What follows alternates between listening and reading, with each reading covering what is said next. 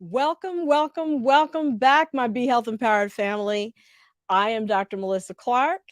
Please call me Dr. Mel, and we are delighted to be back here with you on Excuse Me Doctor, here for another week where we are going to bring you the health information that you need to make the best informed health decisions. We're streaming on Facebook, we're on YouTube. Make sure that you put your questions in the chat because that is what we are here for. We have an incredible show lined up for you. And of course, if you're new to Excuse Me Doctor, please hit like if you're joining us on Facebook and subscribe if you're joining us on YouTube. That's that red button. So, thank you so much for tuning in. We are now going to create an amazing week for ourselves with all the great health topics and this incredible show that we're going to have for you tonight. And in order to do it, I have to have my crew with me. And so first I got to bring out Mr. Wayne Bruce. Dr. You Mel, there? what's going on? How are you? Hey, Wayne, I'm doing great. How are you? I'm great. I'm great. It's a great day. This is going to be a great show. I'm looking forward to it. Excited. I'm Yeah, ready. I So know. And we have a surprise in the wings, don't we? we In have a terms of our surprise in co-host the tonight. wings. Look, we've been doing guest host here at Excuse Me Doctor, and it's been fantastic. We've had Bria, a health educator and health navigator. Bria, we've had what Swayzine, Mhm. and tonight though we have awesome, an awesome person. Can I bring her out, Dr. Mel? Yeah, please Let do. me introduce her to everyone. Dion Gant Bay. She's our guest host. Hey, Dion. Dion is a program manager for the Leadership Council for Healthy Communities and a cancer survivor. She is Yeah.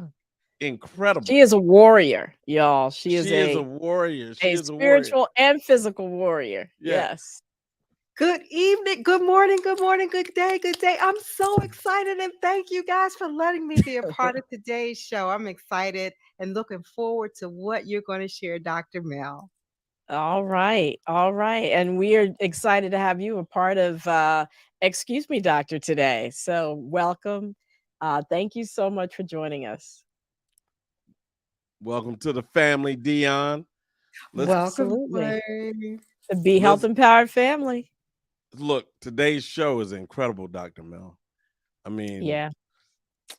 it's a little tough because we've been Yeah. going through everything with COVID and we have to watch out for our little ones. But tell us about today's show. Well, it's the impact of racism on our children's mental health. And I always think about that when I see these police brutality videos, shootings, especially of our young people.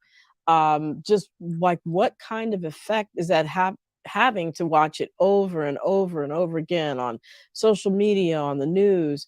What effect is that having on our young people, our children, and our teens? So, we're going to talk about strategies because we don't bring up topics on Excuse Me Doctor unless we have some strategies and solutions to offer. And we have Solutions. an incredible guest, an incredible clinical psychologist, Dr. Anderson, whose specialty is parenting um, strategies to specifically help our young people when it comes to dealing with racism. So, y'all got to stick in here for this and share it. Share it far and wide because it's going to be incredible discussion. Yes. Share, share, share. Everybody subscribe, subscribe, subscribe. I can't say that 3 times fast. I Right. just got missed And that. write your questions. Write your Right. questions in the chat. Everybody put your questions in the chat and we will get to them. All right. Yeah. But before we do that, let's go into the week that was in health and wellness, right, Dr. Mel? Yeah. Here we Our go. weekly recap. Here we All right. go. Dr. Mel, we're going to start with where we always start. Give us an update on what's going on with COVID. Even though President Biden said the pandemic is over, Well, we COVID is know it's not still over. around. COVID's Amen. still around, folk are still getting sick, folk are still dying, but at way lower rates. And what you should know this week is that there is a COVID vaccine booster here.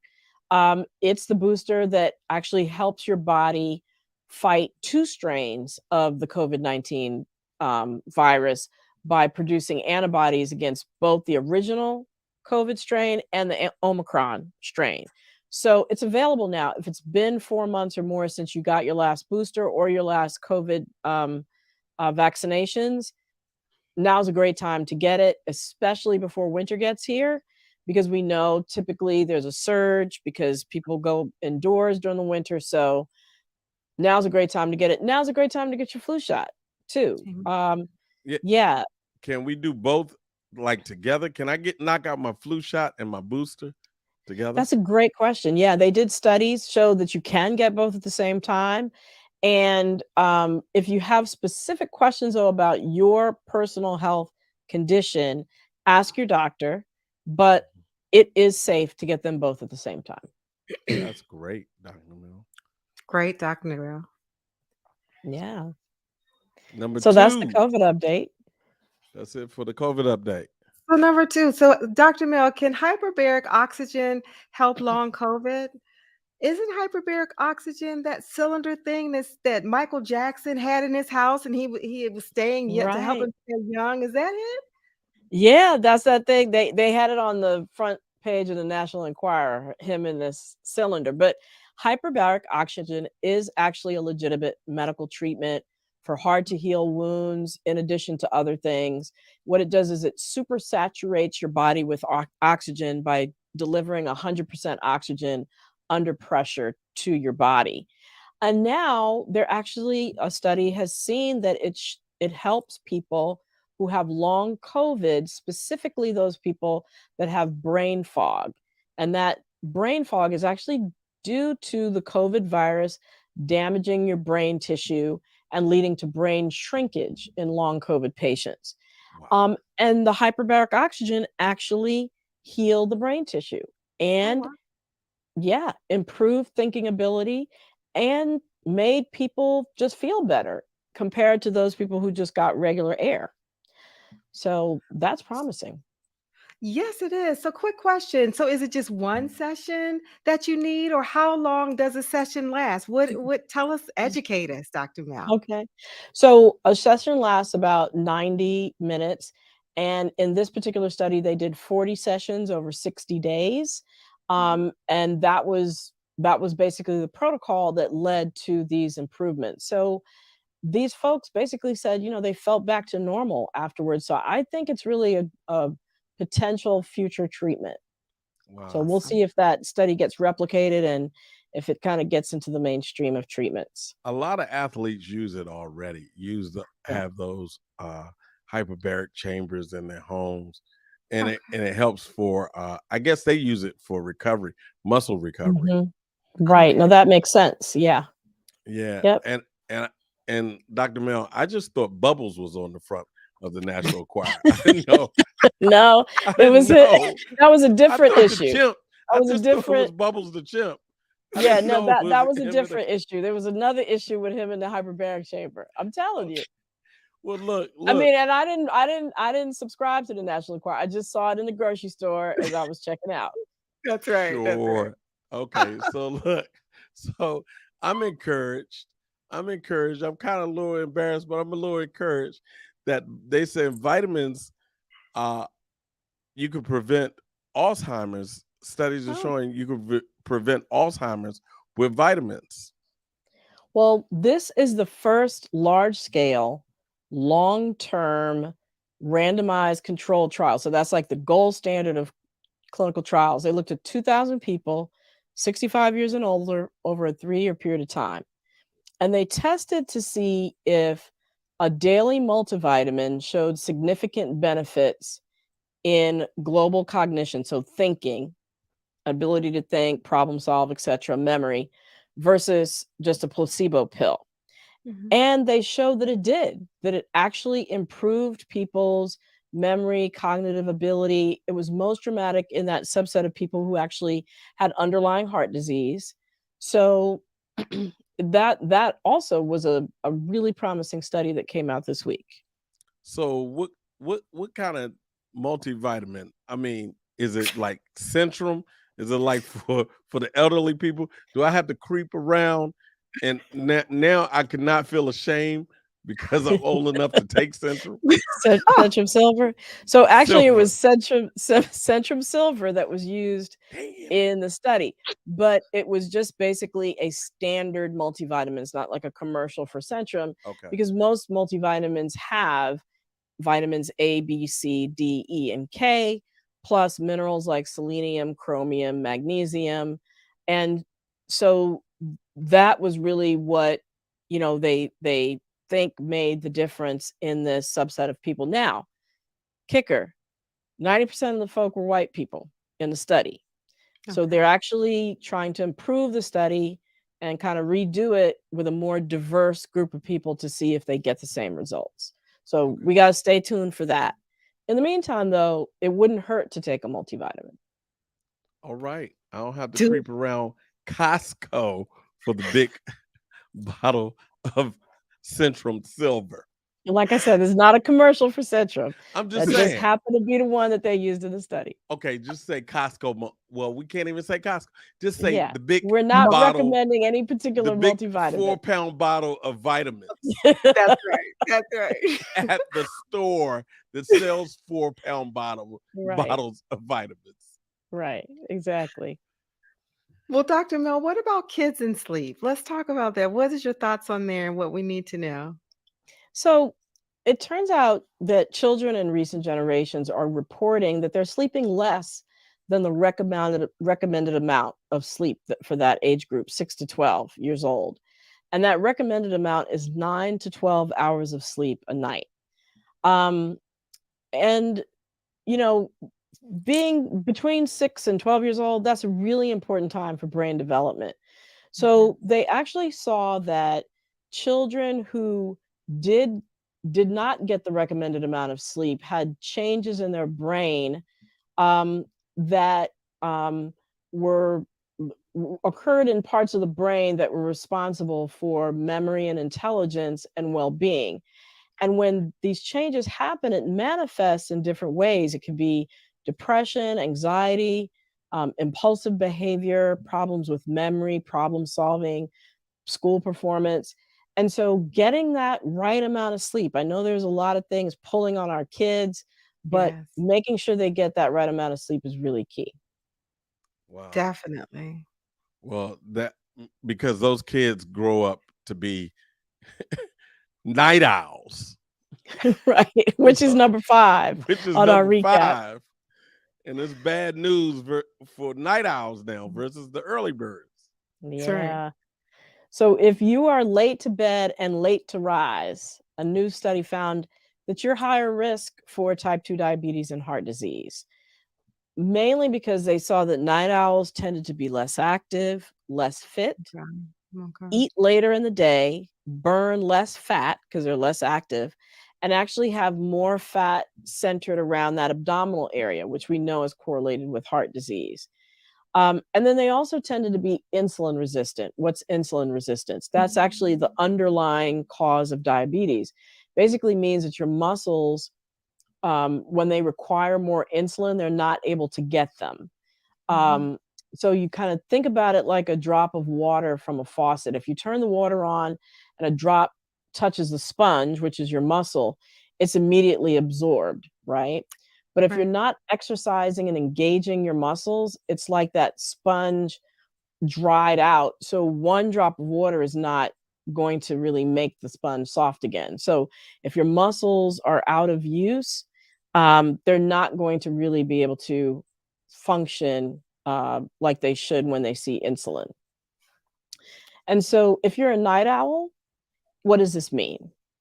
Well, if it feels naturally right to you to be a night owl, you don't have to change, but you do have to be more conscious about getting enough sunlight, staying active, exercising, eating a healthy diet with fresh produce and fiber.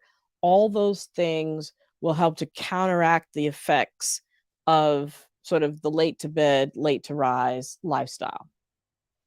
Should you increase your vitamin D intake, or because you mentioned sunlight? Yeah, so that's always a great idea. I always recommend doing that in conjunction with your doctor because it's important to sort of, you don't want to overdo it with vitamin D. So it's good to know what your vitamin D level is. It probably is going to be low. Docs can write you a prescription for the high dose vitamin D. So sort of do it in partnership with your doctor. Right. Right. Well, that you know what time it is, Dr. Mel. What time is it? It's time for The weekly debunk. Stopping misinformation in its tracks. All right, Dr. Mel.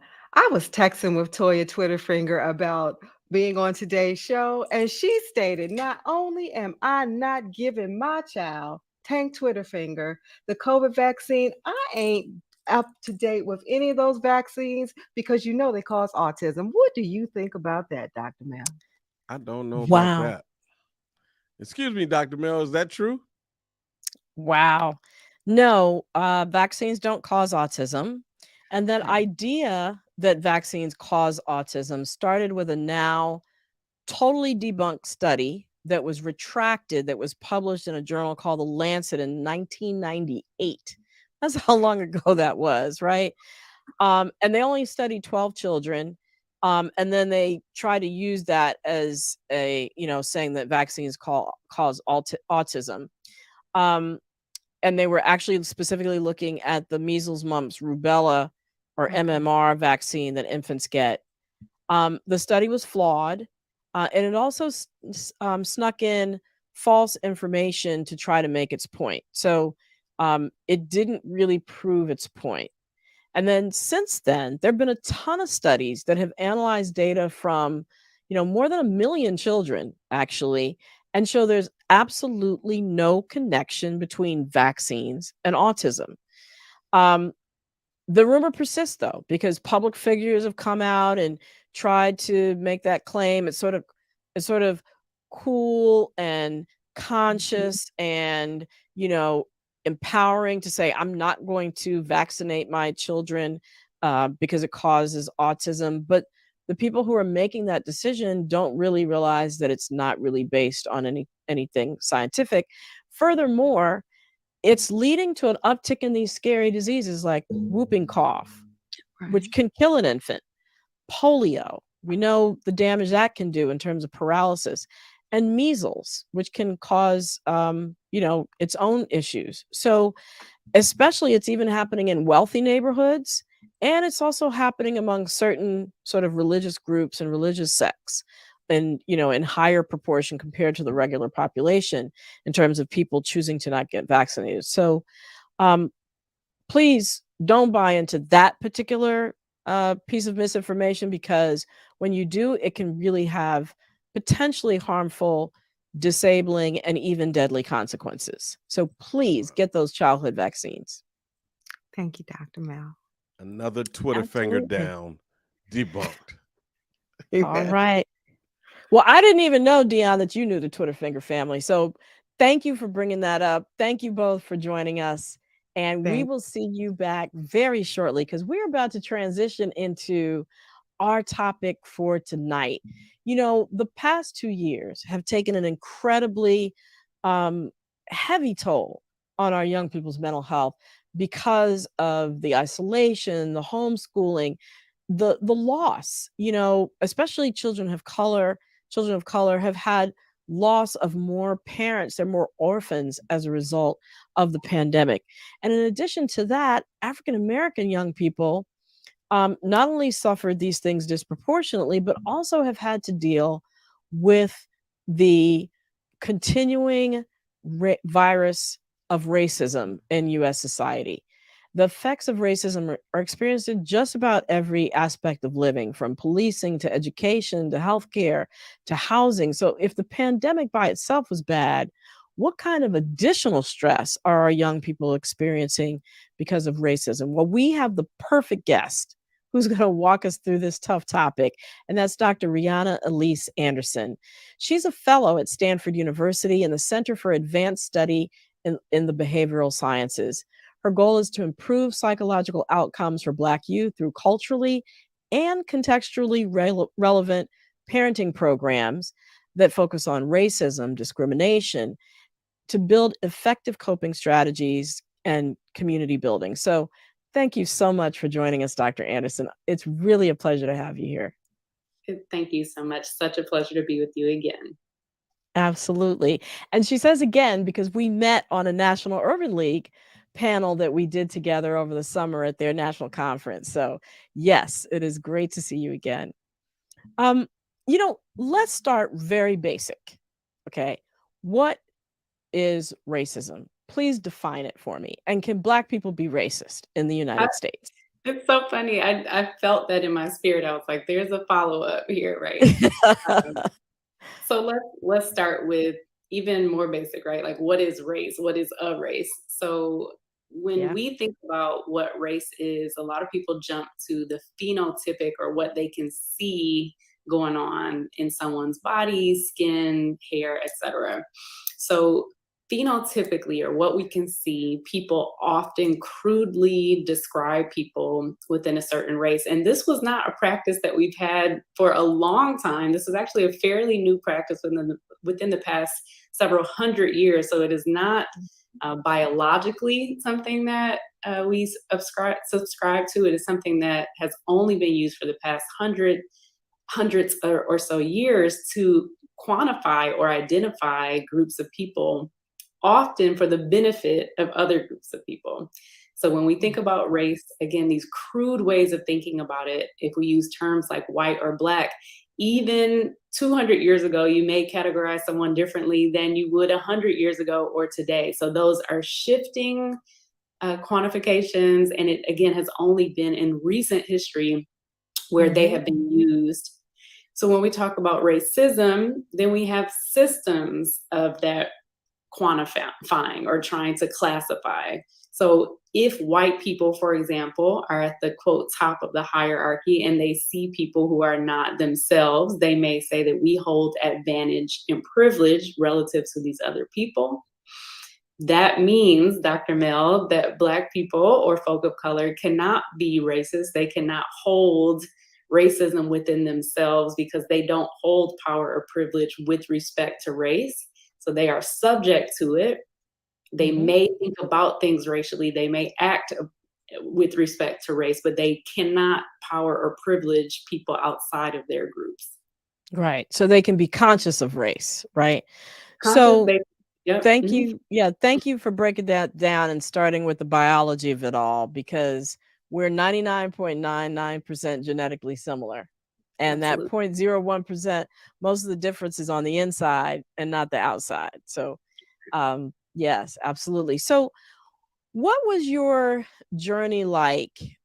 We talked about the fact that, this is your area of expertise, thinking about the mental health effects of racism on young people and parenting strategies around them. Tell us a little bit about your journey in terms of choosing this as your area of focus. Yeah, so if you know me for 2 seconds, you know I'm from Detroit. Something Detroit is going to come out of my mouth.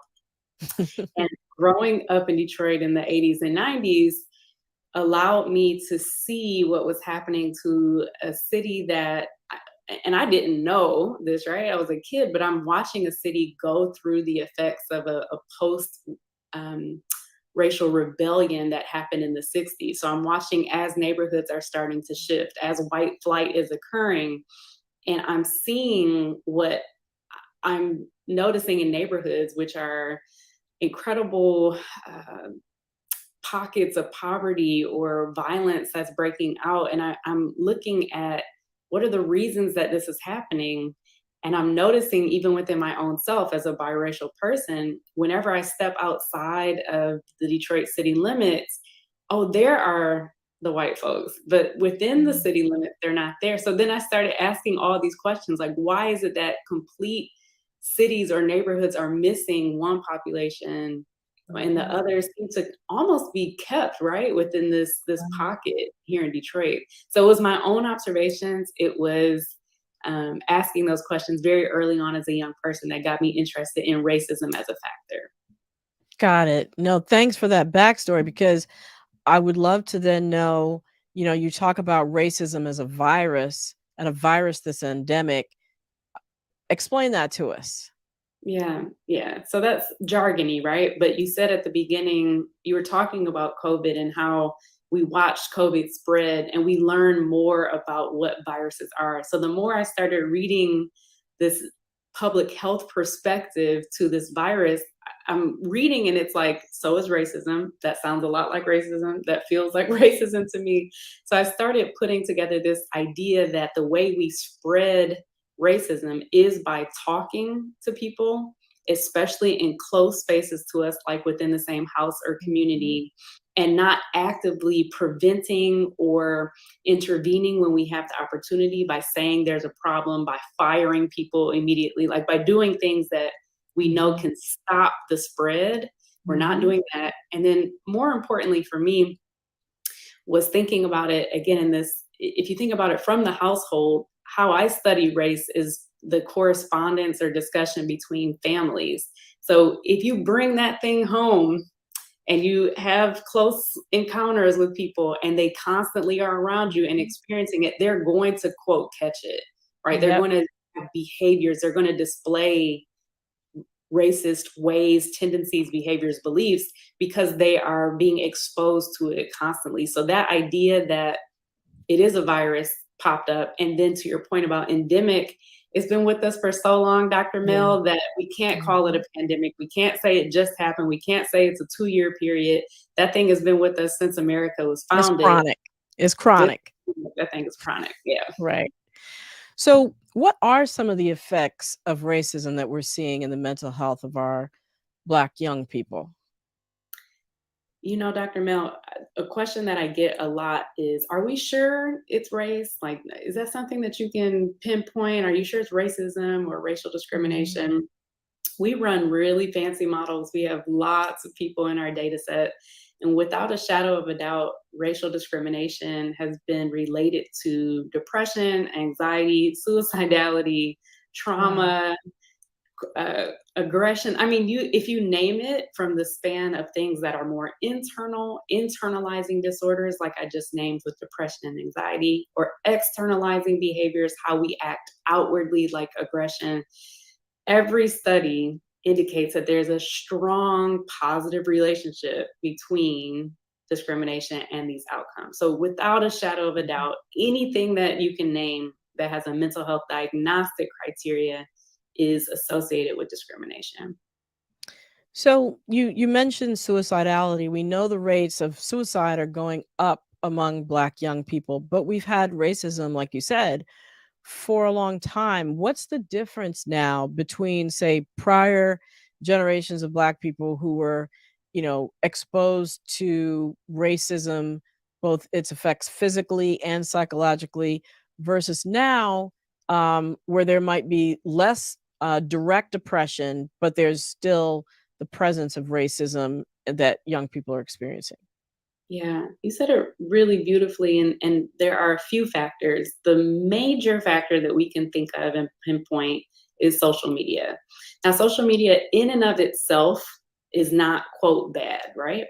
But what it does is allow people to act anonymously when they're discriminating against young people.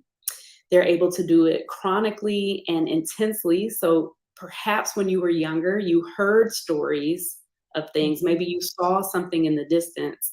But if you have a phone that's connected to your hand, and we know that young people are engaged with their devices more now than anything else that they're doing, more than sleeping, going to school, engaging with family, right? So their devices are their world. So if you're being consistently targeted, or you're seeing for hours out of the day these discriminatory behaviors, you're going to internalize that. You're going to feel like that's a part of your reality, because again, for them, it is. So it's that chronicity. It could be, again, the onslaught that it's happening so much. And for a lot of young people, because they may be engaging in anonymous spaces, it may feel omnipresent, that it's everywhere, that everyone believes that, and they can't see the person that's actually calling them a name or saying something derogatory. So that's a number of ways that it can leak into the psychology of young people. Sure. I think we're all now familiar with the video of the little black girl seeing Ariel, the little mermaid, being black and being excited, right? Do we see different effects of racism at different ages? So Mm. with the young ones versus, the tweens, and then of course the adolescents. Yeah, for sure. So we know that children develop with respect to race differently. We know that when you're younger, it's really just about the observation. So I can see that people are different. As you move into, say, elementary school, you might be able to even look at your own skin and say, oh, okay, I'm a part of this group. As you move into middle school, then you start identifying with that group. So people who look like this tend to get called on more.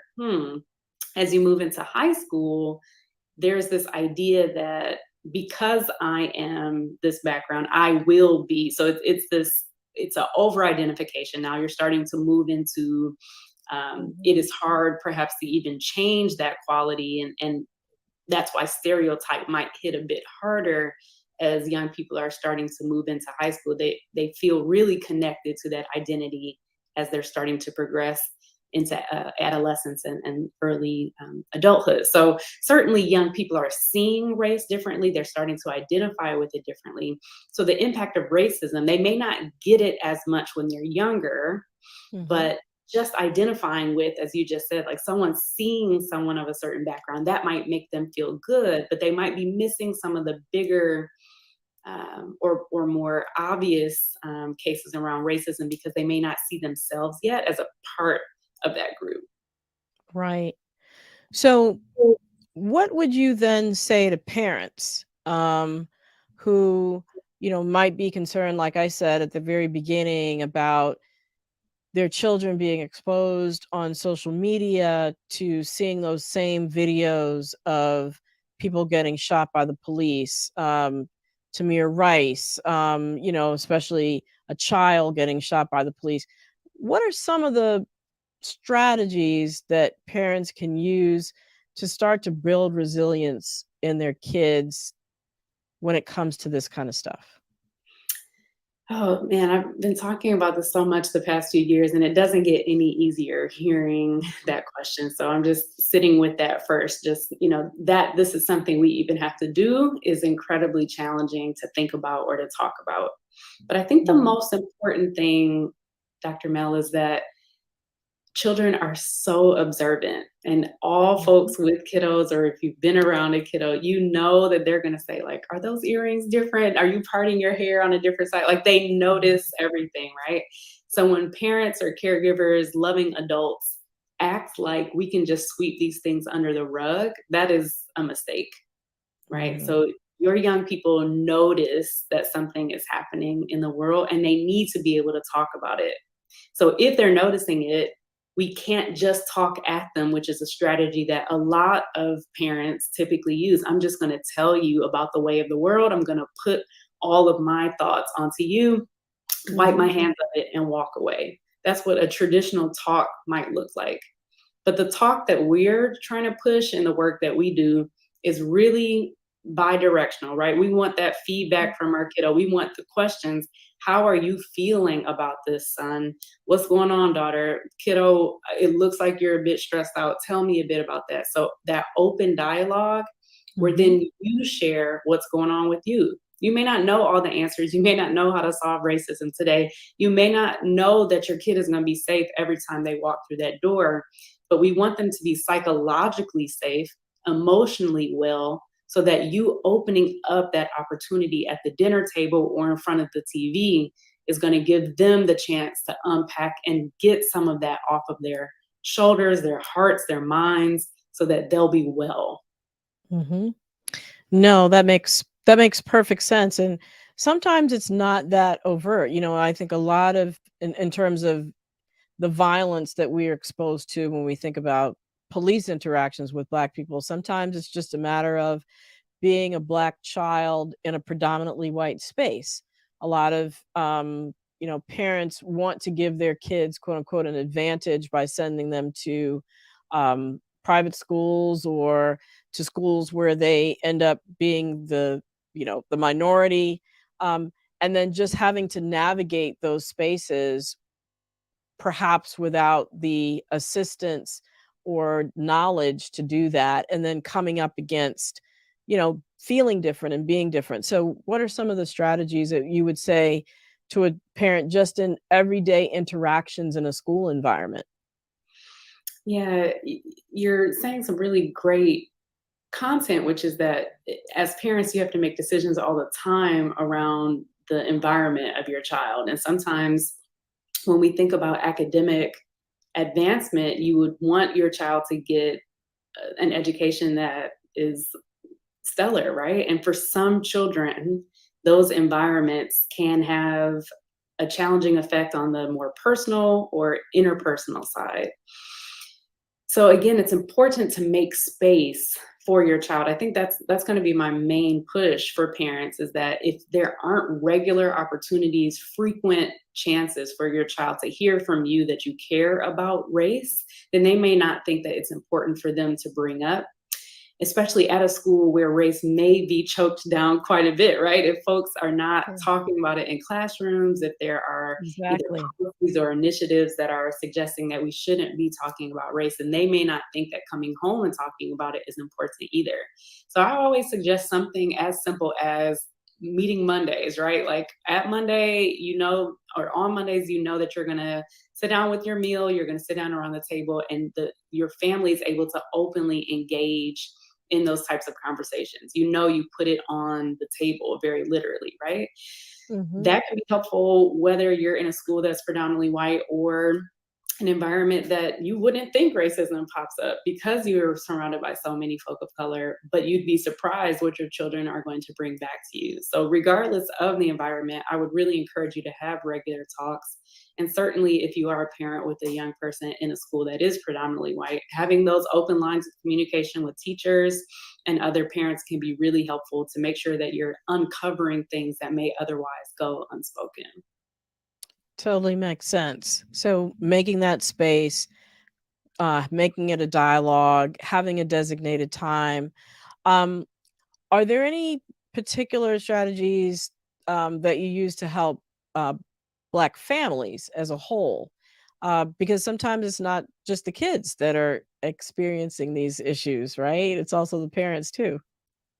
1,000%. So, some of the ways that I think about it, if there are 3 steps, I might think about it like this. For a parent themselves, they have to be the first person to do some unpacking. So, whether that's a mirror, whether that's a journal, like you have to get some of those things that you've been dealing with for 20, 30 plus years out. Maybe you were a child and no one asked you about your experience as a young person, or maybe there's some trauma that you weren't able to unpack.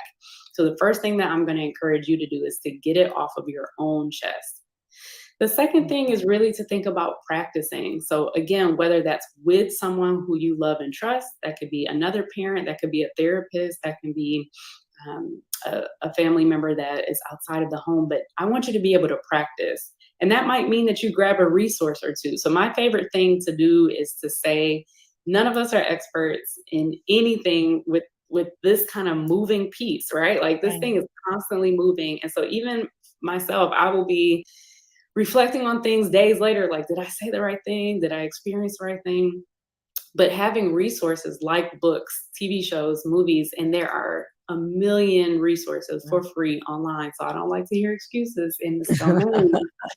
Finding a resource that can jumpstart the conversation or it can get you practicing is really important. And I do partner with a lot of orgs like Nickelodeon, Sesame Street, PBS, these places that have these resources on their website. I would encourage.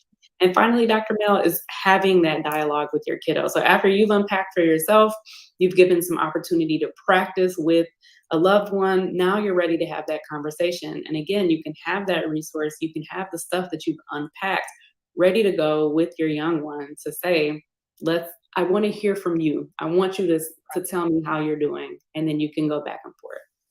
Right. So first look in the mirror, get yourself straight. So like on the plane, If there's a That's sudden loss of cabin pressure,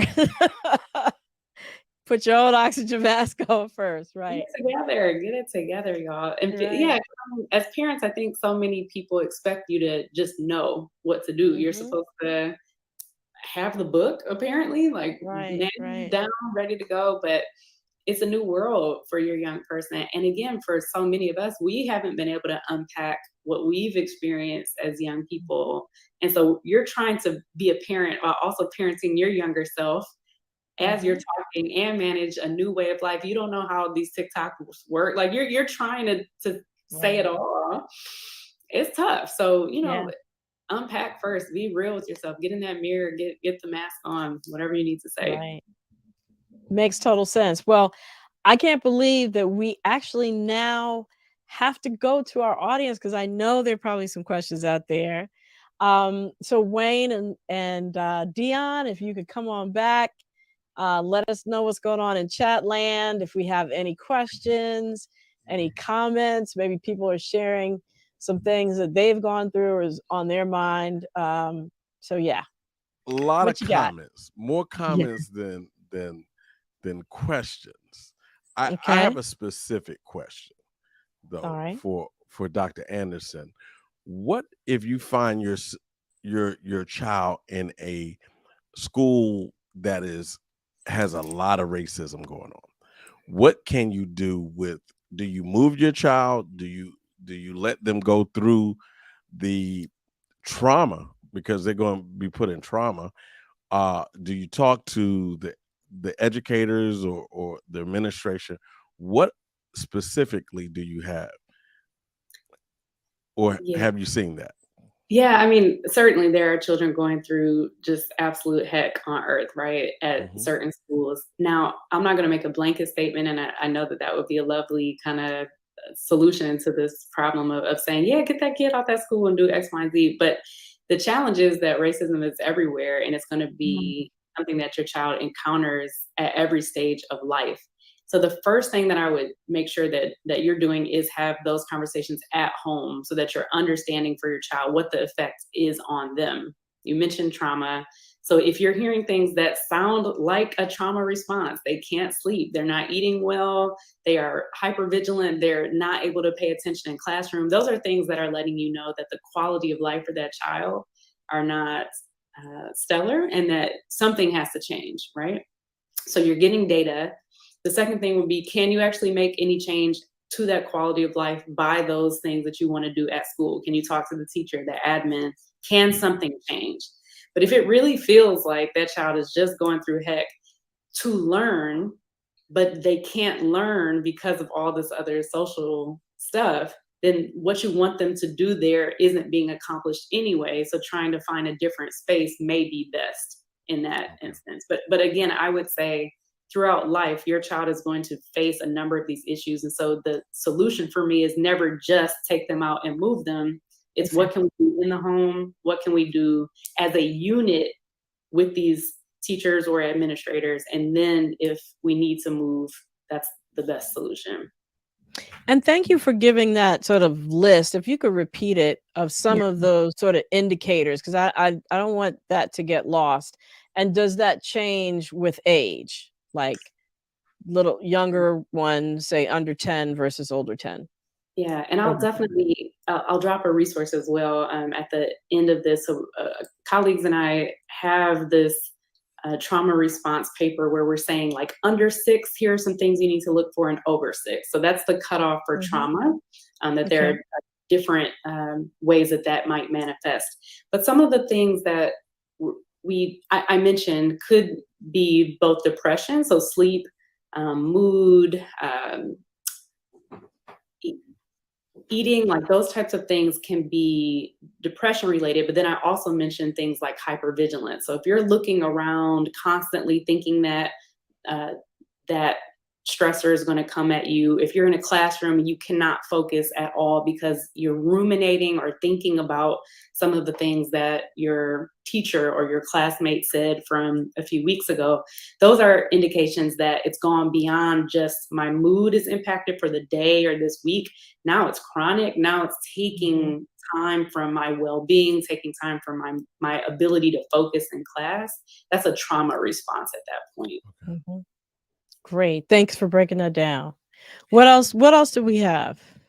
Hi, Wanda Lyles. First of all, this is an amazing conversation, and I can totally relate to this.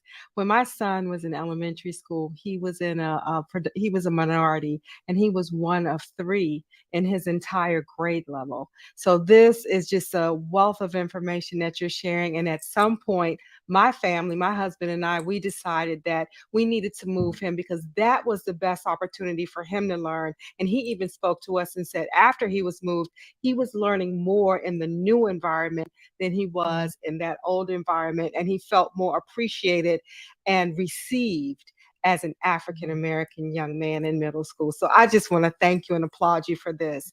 So Wanda Lyles had a question, and she wanted to know what are some specific techniques to help parents deal with racial stress and trauma for themselves. And I just shared with you a little bit of what we experienced taking our son from from one experience to another where he could be received and accepted and flourish and thrive. So thank you. Yeah. So Yeah. Wanda Lyles is specifically asking what are some techniques for parents? Yes. Okay. Yeah. For themselves. Yeah. For parents. Yes. And I know we went through a few, Dr. Mel, so just to repeat a few and then to bring up a few more. So it's really important for you to do the work for yourself. I don't want you to see yourself as a parent first. Granted, you have a very big responsibility to keep a little person alive. Like, I'm not going to take that away from you. But you are a human first. You are an adult. You are your own person first. And so I really want you to be well. So you've got to do some unpacking, whether that means, again, going to therapy, journaling. There are a lot of opportunities for you to unpack and check in with yourself first before you engage with your young person. I think so often we have these times where we imagine someone needing to jump straight into that parent role. But again, if you are experiencing overwhelming stress or your confidence is low, you don't have the skill set to do what you need to do with your kiddo, that's not going to be an effective conversation. So I want you to first stop, assess what it is that you need, unpack for yourself before turning to your kiddo. So we've discussed a bit of that before. And the one thing I'll add is that you deserve wellness and rest and respite. And so, whatever way that needs to come up in your life, whether you ask another family member perhaps to watch your young person while you're taking a day to walk around, get some air, it can be totally free activities. I'm not talking $1,000 spa here. Getting some air, getting some water, doing the things that you would need to do to make sure that you are well, getting a good night's rest before you're engaging in dialogue with your young person, then your child is actually seeing that they deserve wellness, they deserve wholeness, they deserve rest later on in their life. So we can model what we want for our young person.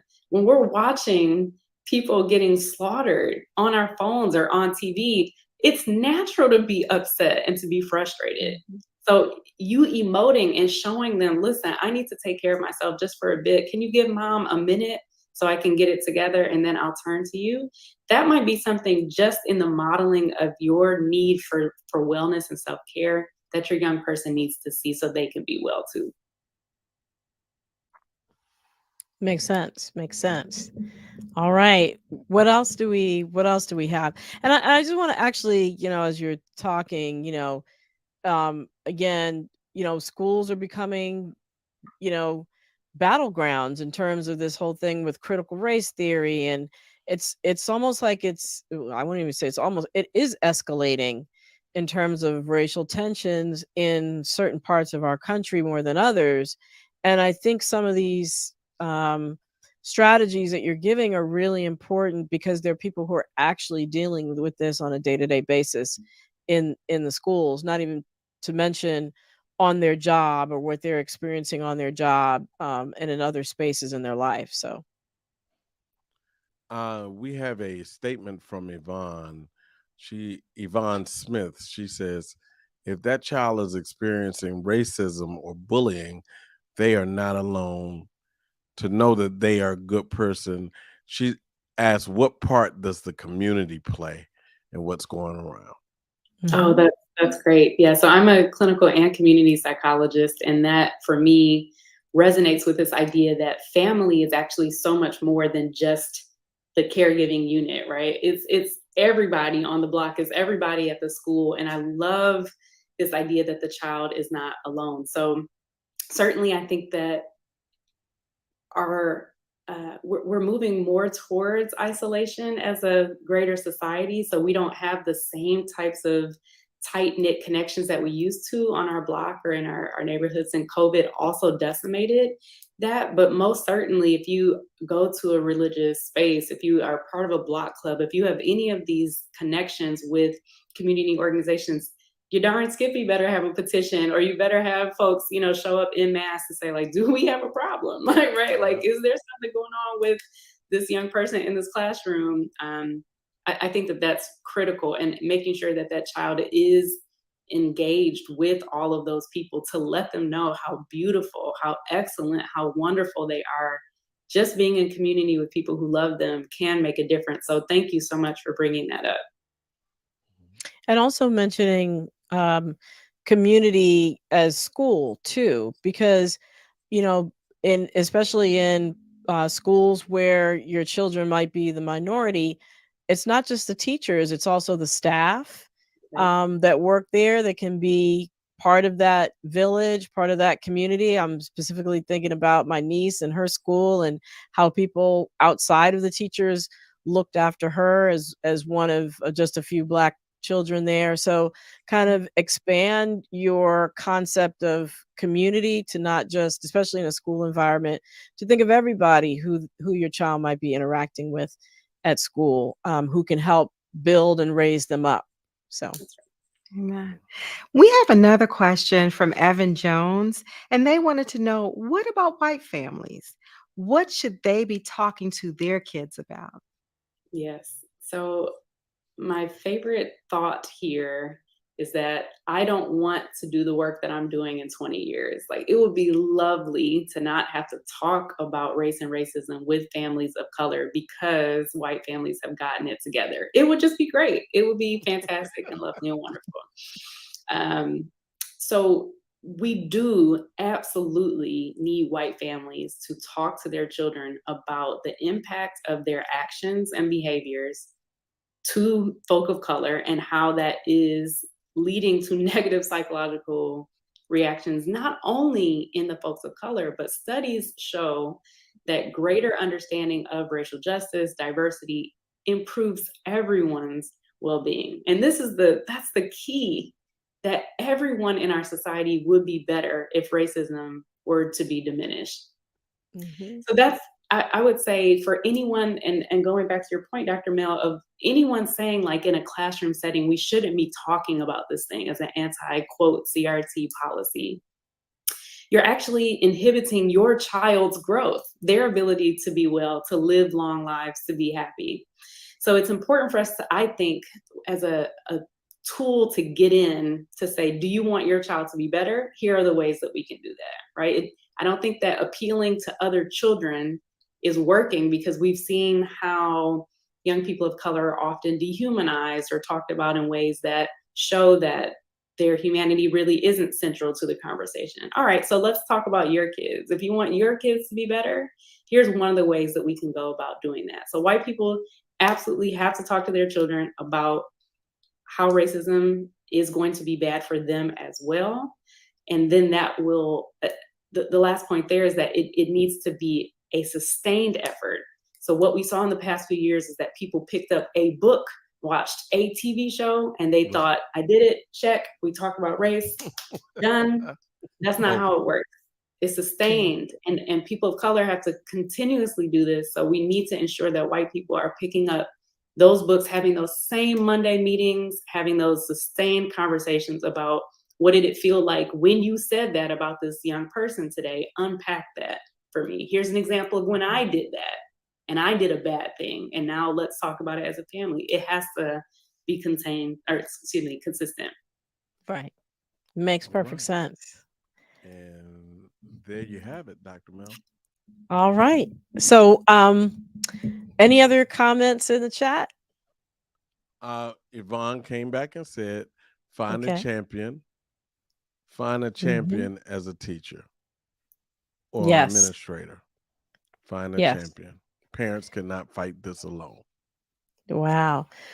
Well, this has been just an incredible conversation.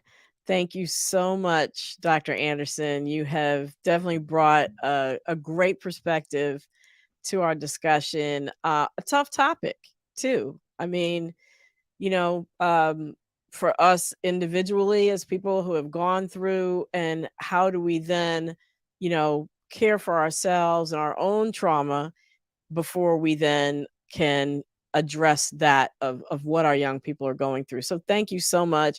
Thank you, of course, to Dion, our brand new co-host. Thanks for joining us. And as always, Mr. Wayne Bruce, thank you. And before we go, I have to tell you all, my Be Health Empowered family, one more time about this special research study that's happening at Howard University. Anybody can be involved, and it's about how you have been coping during the pandemic. It doesn't mean you don't have to have had COVID in the past. That's not necessary. Just how you have been dealing with the day-to-day of the pandemic. So, and the restrictions that it brought about. Participation is voluntary. All you have to do is fill out a 2-part survey, and you'll be compensated up to $100. If you have any interest, please reach out to Dana Harvey. She's a research assistant, Dana Harvey Research at gmail.com. That's Dana, Dana, Harvey, Harvey, research at gmail.com. Thank you so much for joining us, my Be Health Empowered family. Great questions, great discussion. We will be back. And remember, until I see you again, be wise, be well, and be health empowered.